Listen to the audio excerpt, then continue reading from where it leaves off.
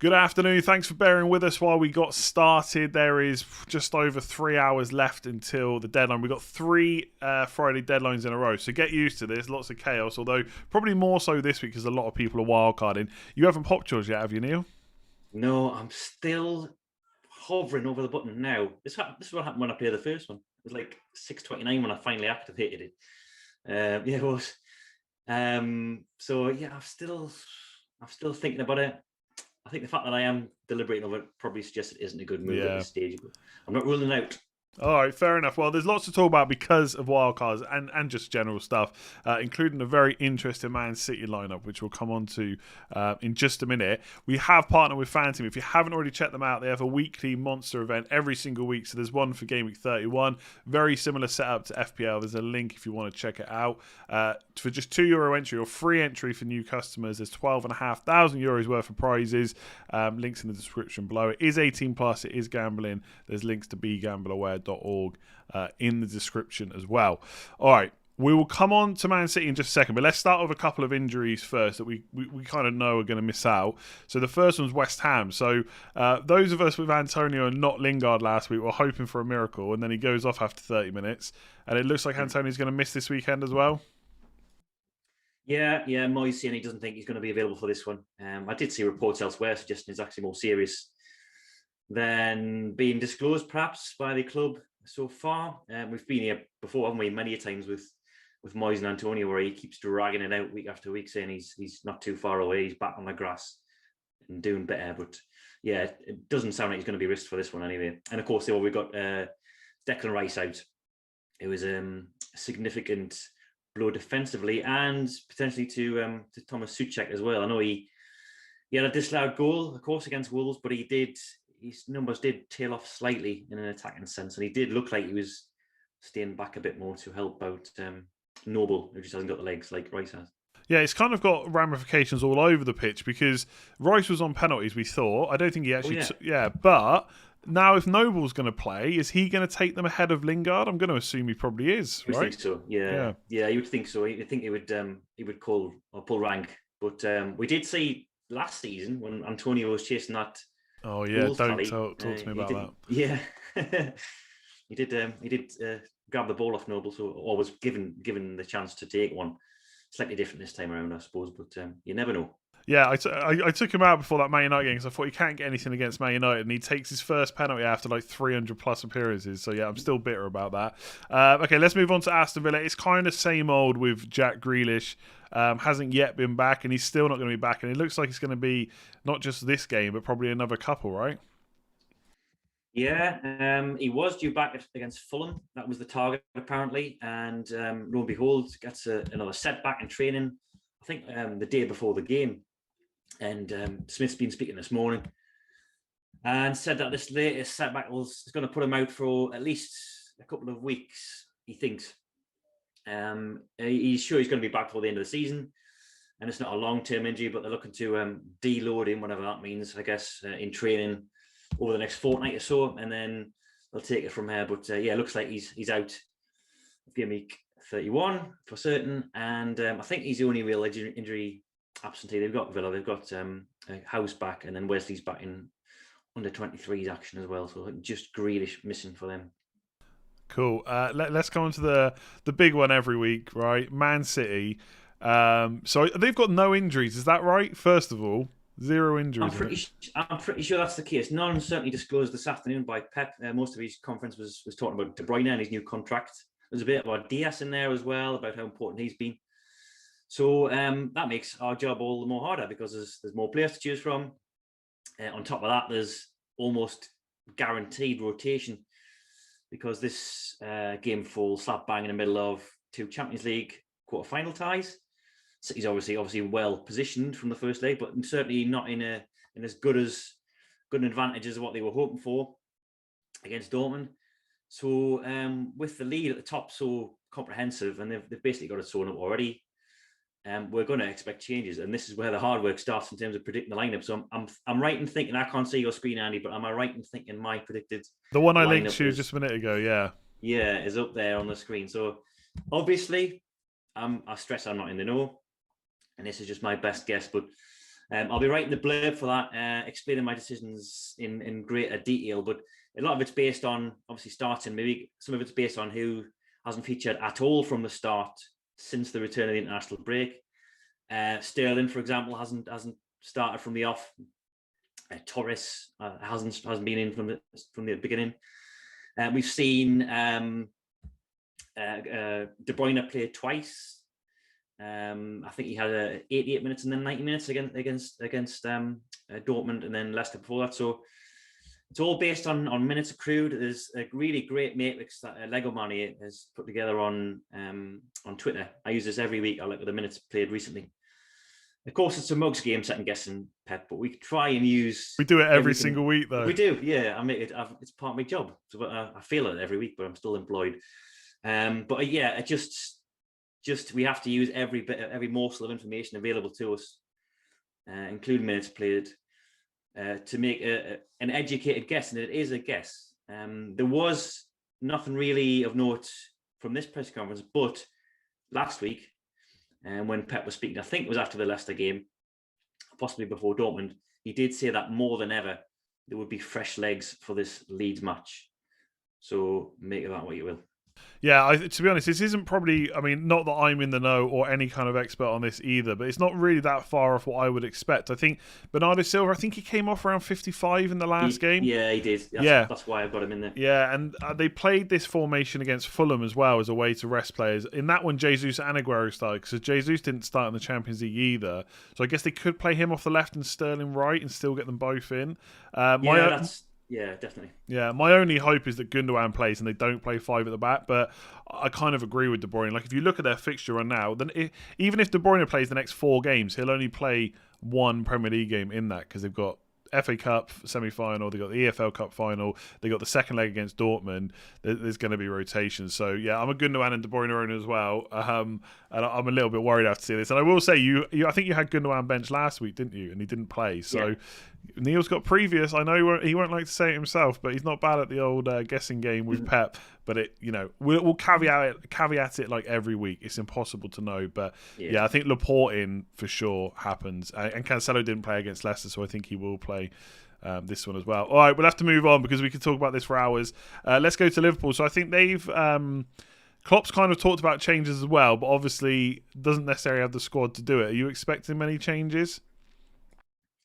I don't think so. Certainly not in the same wholesale situation like City.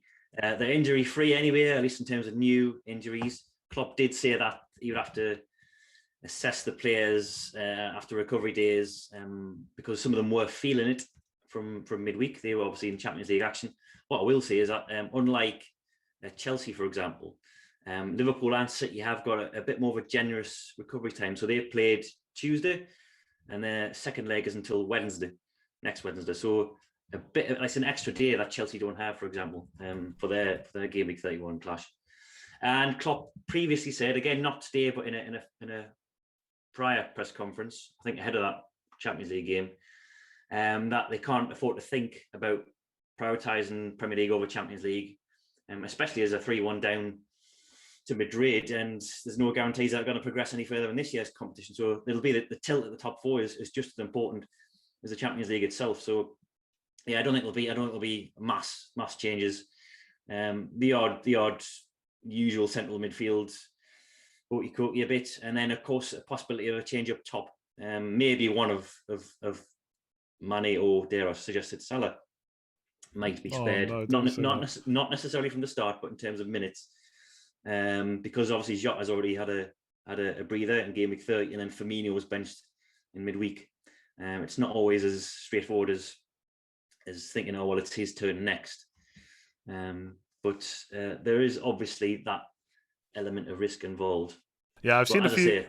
More play for Liverpool on the domestic front than there is for City. Yeah, and they don't have FA Cup semi-final. They don't have EFL Cup. They've got loads more rest time. So I don't think we'll see a massive amount of changes. Agreed. I've seen a few people talking about the fact that Mane should probably actually be dropped at this point and maybe start Firmino up front and Jota on the left. So it will be interesting to see what happens. But yeah, I agree. They've got to get top 4. You can't rely on coming back from Madrid and then winning the Champions League to get Champions League again. Let's go on to Leicester. So this is usually not necessarily a big thing, but for wildcarders, a lot of people are looking at maybe Fofana in defence, or even Iheanacho, of course, up front is a big one right now, with the risk that Maddison comes back potentially for Perez, which means Iheanacho keeps starting. But for this week in particular, it looks quite good. I'm assuming he's going to start again because it sounds like Maddison might miss out. Yeah, possibly. Rodgers was, I think, the last one to give his press conference today, so still sort of digesting this a bit. He did say that Maddison wasn't quite at his full tilt yet. He said he's a bit away from where his level would be. And we discussed this a little bit last week, where we said Rodgers has got previous for this. At the very start of this season, he gently reintroduced Maddison into the team. He was on the bench, I think, for the first 4 or 5 game weeks. Slightly different situation, of course, different injuries. But Perez's spot is the obvious one who he'll take, we think, because he's been playing sort of just off Vardy and Iheanacho. Certainly no guarantees that we'll see Maddison back in the starting 11.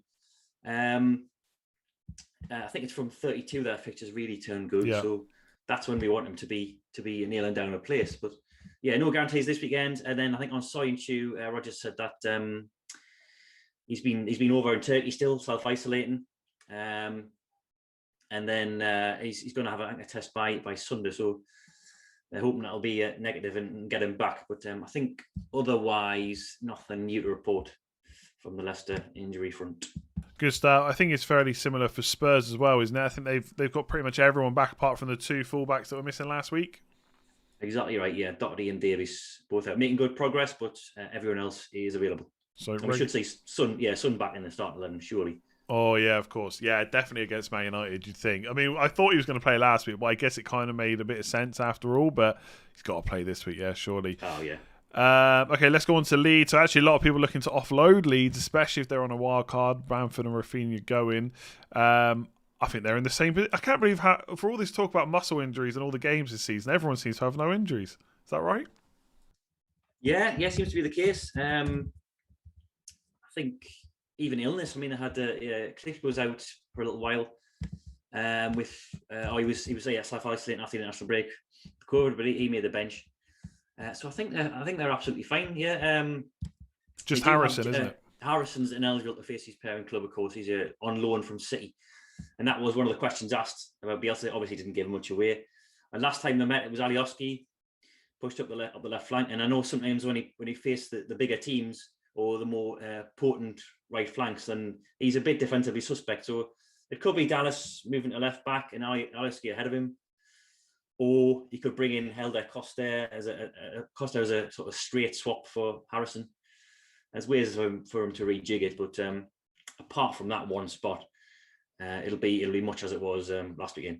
Yeah, absolutely. I'd say there's just over 1,000 people currently watching. I reckon at least half of them have just learned that Harrison's on loan from Man City, because I only found out a few weeks ago. I just forgot or just hadn't clicked that he was there. So be interested to see if they sell him, because he's done pretty well this year, to be fair. Mm-hmm. Okay, Chelsea again. No injuries, or just without big injuries. Who's out for them? Is anyone major out? No injuries, just one person suspended, and that's Thiago Silva, of course, after what happened last weekend. Oh yeah. Again, much like City, it's a question of who played in midweek, who's going to be playing next Tuesday. As I said before, they've got a really tight turnaround. They've got 3 days in between those 2 games against Porto. The good thing is that they've got a decent first leg advantage, so it takes the pressure off a bit. And then they've got the FA Cup semi-final as well next weekend. So we're expecting changes. There's no doubt about that. We saw, for example, I'm trying to think who started both games. Oh, James, Kovacic, Jorginho and Werner. So they are 4 players who've started both competitive matches since the return of the international break. So they could be at risk, for example. But again, Chelsea boss is just as hard to second guess as his Manchester City counterpart. So I did pretty well with the Chelsea team last week. I think I only had one wrong. You must have Alonso in this week again, right? I've got Alonso in this week, yeah. But he's always one step ahead of me, so I'm sure he'll undermine my predictions this week. Yeah, like you said before, it's not always a case of one misses out, then one comes in. It doesn't always work like that. But Alonso this week, then Chilwell for Champions League, FA Cup semi-final, and then Alonso back in. Yeah, I think it works. That would kind of make sense. Yeah. I think so. So nice punt, Alonso, if you're on a wild card, I think. Forget about what happened last week, although as a non-Alonso owner, I did absolutely love that game. Man United up next. So Luke Shaw, I can say, because I was watching, he got a yellow card in the Europa League last night, so he will miss the second leg. So there's not really any worries of extra rest and stuff like that, probably anyway, because Tellez is going to have to play. But he did go off with a knock, didn't he? So what's the latest there?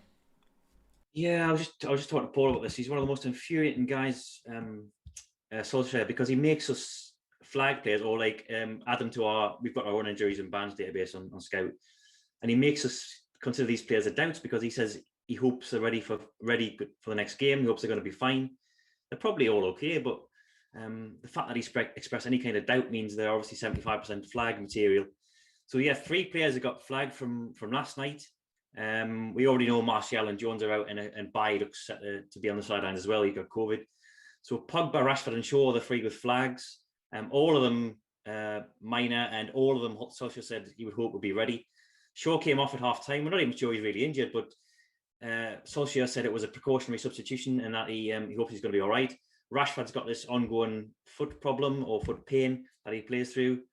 So the yellow flag, a bit like Lamptey earlier in the season, the yellow flag just keeps coming on and off him.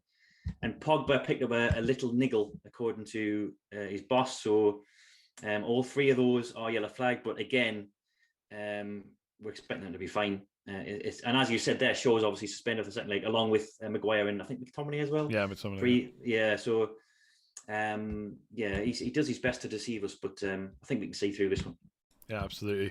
All right, let's go on to Everton. What's the latest there? Yeah, quite a lot to report, as there often is. Gomez has joined Decoria, Bernard and Delph has been definitely confirmed out. Pickford looks likely to miss out as well, almost certainly. He's back in training, but Ancelotti said they didn't want to risk him. Iwobi's fine. Alan has trained today, and they're going to assess him, I think, before the weekend. So, and I think that brings us up to speed. Yeah, I think Gbamin obviously returned from injury last week. He was on the bench, and Ancelotti said today he could potentially feature, although was obviously still short of match sharpness. Cool. Let's go. So another team that played last night is Arsenal. I saw Smith Rowe and Saka, I think, both started, didn't they? It is. Obviously, it's a short turnaround again. You expect? I think as well. Aubameyang didn't start, and Lacazette did. And I know a lot of people have been looking at punting on Lacazette because of the fixture.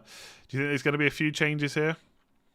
Yeah, even more so than maybe more so than Chelsea, and possibly threatening City for the most changed team, because they are delicately poised with Slavia Prague. I think they're 1-1. Yes, they've got a bit of extra recovery period for the next Thursday's game, but this is only 72 hours after Thursday's draw. We know Tierney and David Luiz are out. Odegaard looks likely to be out as well. He's got an ankle problem, and Arteta said he's looks set to miss the next 1 or 2 games. On top of that, actually, I think that's it. Because, as you said there, Smith Rowe and Saka are both back. Arteta did say that they were struggling to finish the end of that game, with obviously their recent layoffs a reason for their lack of match sharpness. Saka still looked good, he still looked pretty good. So that's obviously there's 2 possibilities for rotation. So Lacazette is a name you mentioned there. He started both of Arsenal's competitive games over the last week, so he's a prime candidate for a benching, especially as you said there, Aubameyang wasn't in from the start on Thursday, so we'd expect him to come back in. And the likes of Pepe, Ceballos, Elneny, Martinelli, all benched on Thursday. They could come back into the team. Obviously, someone will have to replace Tierney. Could be Cedric, could be Saka.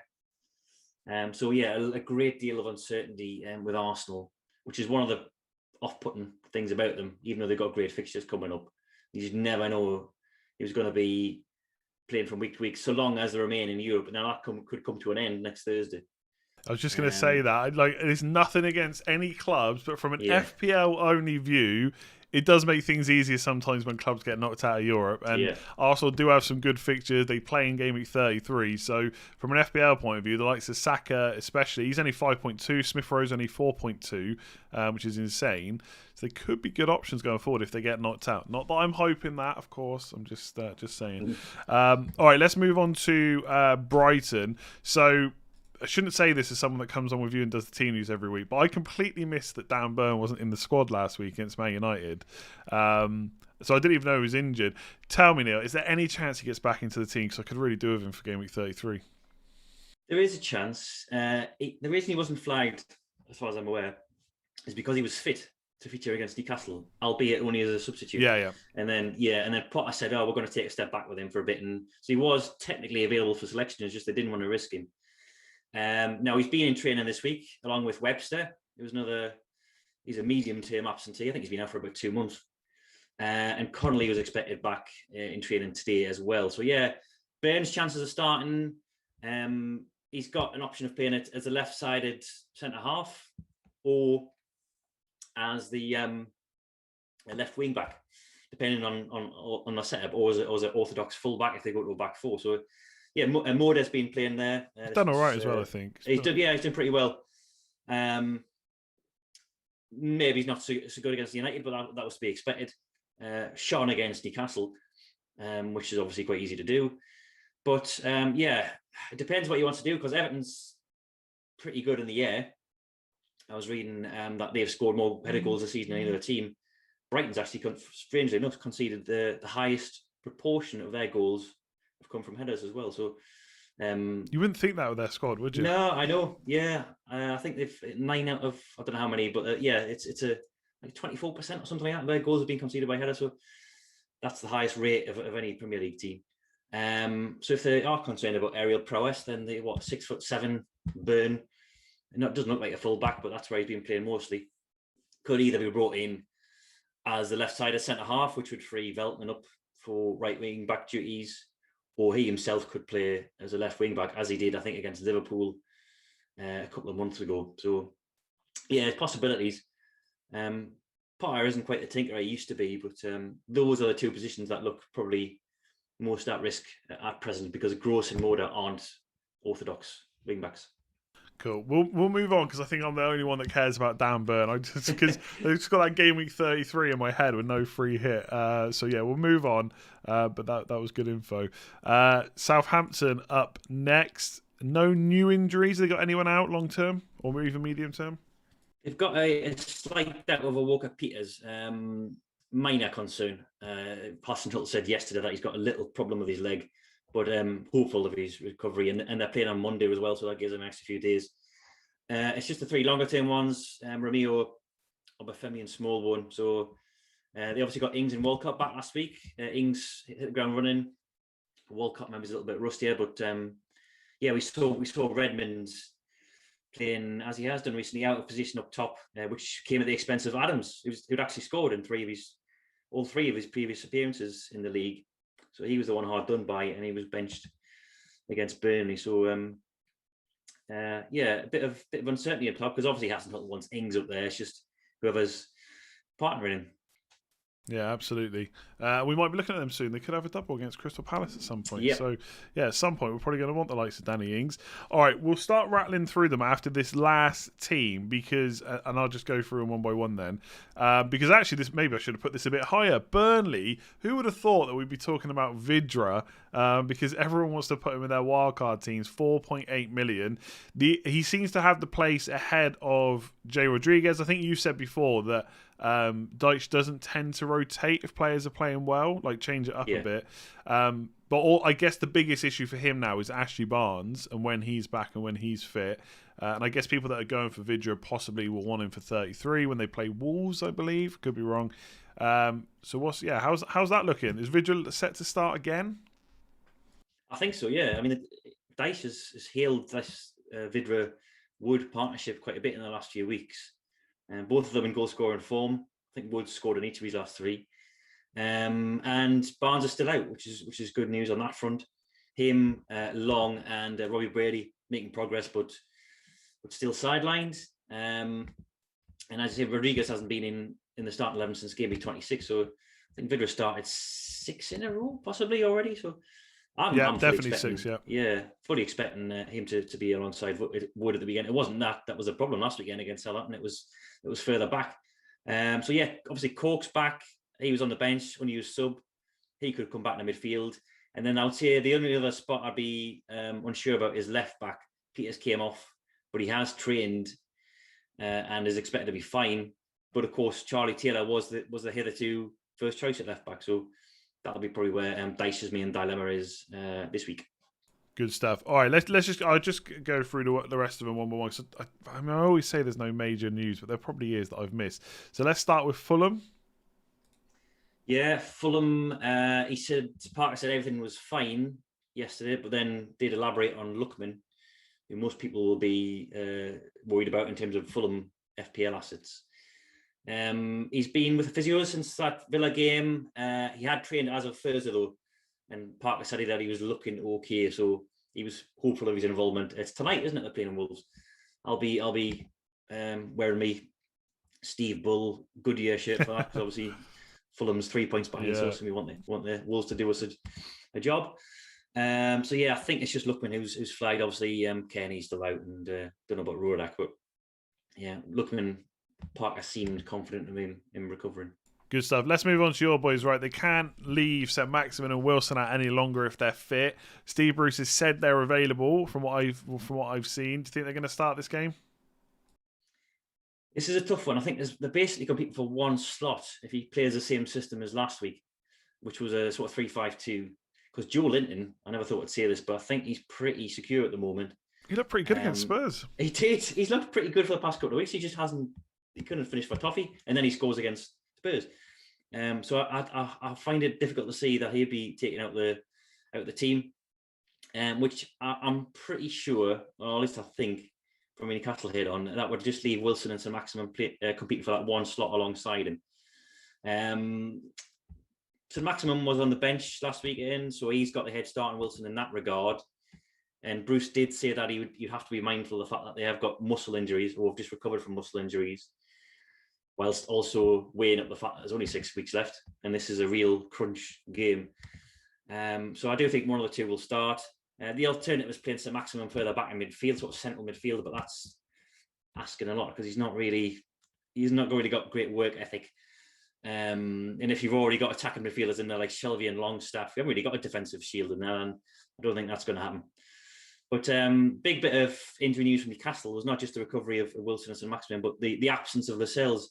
He's going to be out for, it could be the rest of the season. He's got a foot injury. They think it's a stress fracture, and they're going to give him a scan today and tomorrow. And that could be out for the remainder of the campaign, which is obviously a blow for us. Big news, yeah. Yeah. We've got Fernandez and Clark back. Both of them had injuries recently. Clark, I would think it would come in because Fernandez has been out for a long time. Maybe not 100% match sharp, but Bruce said he was really impressed with the way we played last week, and I expect, other than the names we've discussed, the team will be pretty settled apart from that. Yeah, no, played really well. I watched that match in full, and decent. It'll be interesting to see. I'm hoping it goes down to the wire, like I think most non-fans of those relegation teams are. Yeah, exactly. Okay, what about Crystal Palace? Yeah, they've got an additional body back in James McCarthy.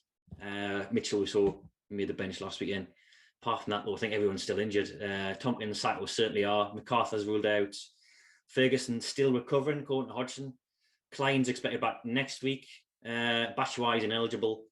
So, yeah, I think the only addition is. You mentioned McCarthy. Mitchell as well. Did you say Mitchell was back? Yeah, Mitchell was back on the bench last week, so he's fit. And yeah, and Hodgson did just say that he's obviously had next week of training. He's fully up to speed now. It's just whether or not he'll start threatening Van Aanholt's starts. Because he's had the monopoly on it, of course, while Mitchell's been out.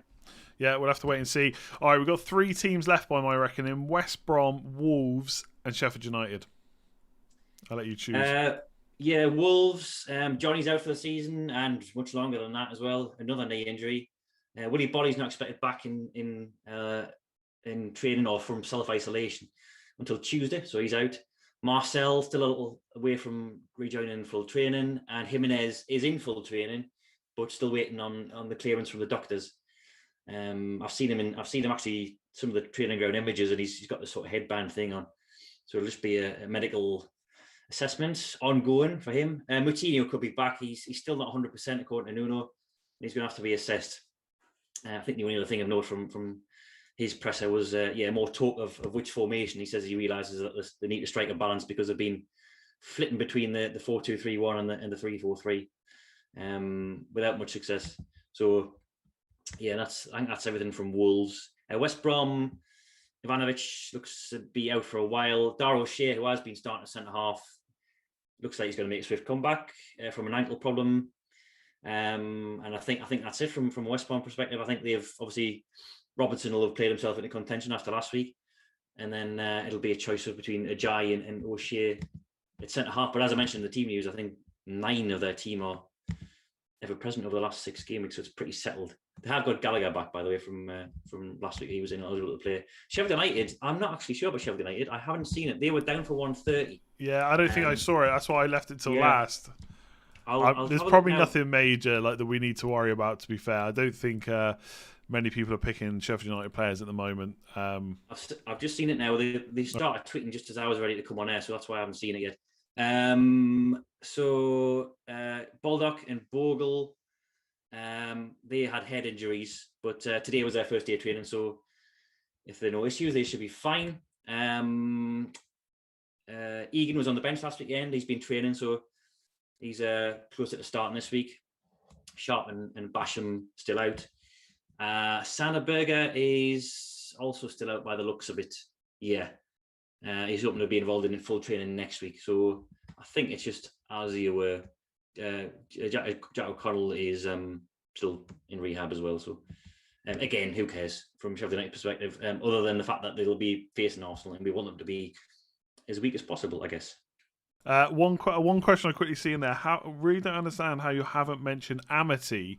I don't think he's a very good long. Yeah, is he a long? I don't think he's a very good long-term pick. Surely when Soyuncu's back, he's just going to come in. Exactly, you summed it right up there. He's basically the 4th choice centre half, and they play with a back 3. He's also capable of playing at right back if they play with a back 4 as well. But he'll just be used for relief whenever there's injuries or illness. Yeah, even if they go to back 4 while they're fit, Ricardo and Castagna, exactly, right? So, exactly. There you go. So that's why. Yeah, there you go. We'll leave the team news on Amity, the big player that everyone's wondering about this week. We will leave it there, though, because we are just over 3 hours until the deadline. Neale, thank you very much for bringing us all that info. No problem. Thank you, Eddie. I'll let you go and sweat over whether you're going to pop the wildcard button. We'll obviously be back from next week with all the usual content ahead of Game Week 32. Probably a little bit less drama with no wildcards, or not as many wildcards next week. Do hit the like button if you've enjoyed it. Hit subscribe if you're new. Check out Fantasy Football Scout. The team news tab will have all the latest predicted lineups, all the news and stuff there. And obviously, if there is anything big between now and the deadline, we'll tweet it out at FF Scout. Otherwise, good luck this week, and we will see you soon.